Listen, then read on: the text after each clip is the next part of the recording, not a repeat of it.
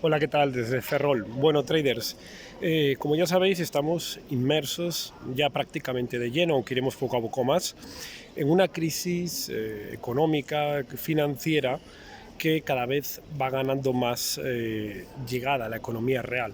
Estamos ahora mismo con una situación de huelga de transportistas aquí en España, una situación absolutamente lógica después del encarecimiento disparado de los combustibles, algo que ya venimos advirtiendo desde hace 6 meses, la subida de los precios, y luego que por parte del gobierno no se está haciendo absolutamente nada. Se había dicho que se iba a hacer una rebaja fiscal, que iba a ser una de las grandes medidas, pero obviamente, y manteniendo la línea de un gobierno mentiroso, a las 24 horas se desmiente que se va a hacer cualquier tipo de medida que sea bajada de impuestos. Lógicamente, el gobierno no quiere dejar de ingresar en torno a unos 20.000 millones de euros en ese tipo de partidas, pero sí que tiene 20.000 millones para gastarlo en políticas de dudosa eficacia.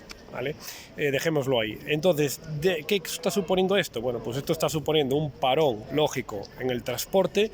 Este parón lógico en el transporte lo que está haciendo es que la oferta propia de productos en España cada vez sea menor y que manteniéndose la demanda de alguna manera constante, esto pueda conseguir y que esto, como os estaba diciendo, pueda suponer, al haber poca oferta y manteniéndose la demanda, seguir aumentando los precios. Esto es algo peligroso, es decir, que por un lado la huelga de los transportistas, que el gobierno de alguna manera no está teniendo en cuenta, no está aplicando ningún tipo de medidas, lo que está provocando a su vez es mayor subida de precios debido a que se está parando o acortando la oferta por pura economía. ¿Esto qué supone? Bueno, esto lo que supone es que el gobierno debería de actuar ya, porque si actúa posteriormente, se actúa de aquí a un mes, ¿qué va a suponer?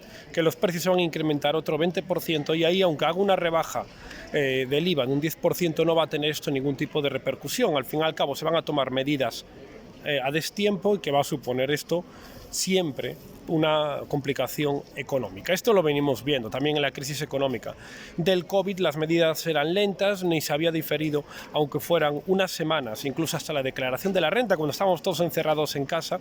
Y de alguna manera, en este tipo de economía o de crisis que estamos viendo en este 2022, estamos viendo la misma situación, es decir, una situación como puede ser una política fiscal expansiva, es decir, bajada de impuestos, especialmente el impuesto indirecto, como es el IVA. Aquí el gobierno sí que tiene un gran movimiento. Hay otros países de Europa que están bajando el IVA drásticamente y que esto haría, primero, bajada del precio de los combustibles, por tanto, disminución en los costes de los transportistas y de esta manera que pudieran otra vez retomar el trabajo. Debemos de darnos cuenta que la huelga de los transportistas es una huelga puramente económica, es decir, si tus márgenes son de un 20% de beneficio en cada vez que te desplazas y realmente el coste del combustible se te ha encarecido un 30%, esto viene a decir que por trabajar pierdes dinero.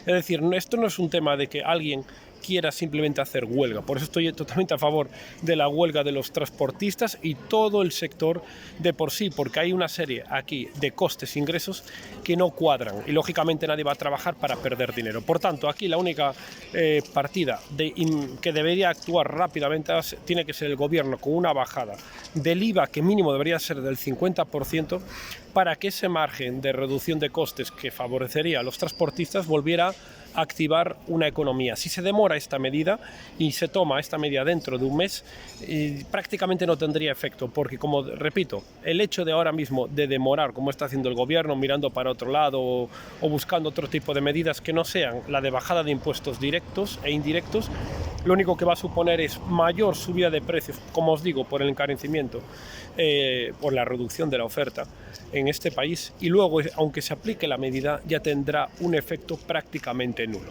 Esta es un poco la idea y la visión que tengo como economista y que se deberá seguramente aplicar, como ya están aplicando otros países de Europa, pero que aquí en España, de alguna manera, siempre se quiere echar la culpa a otros factores, como es el factor de la guerra de Rusia-Ucrania, y tener en cuenta una cosa, que ya lo vienen advirtiendo.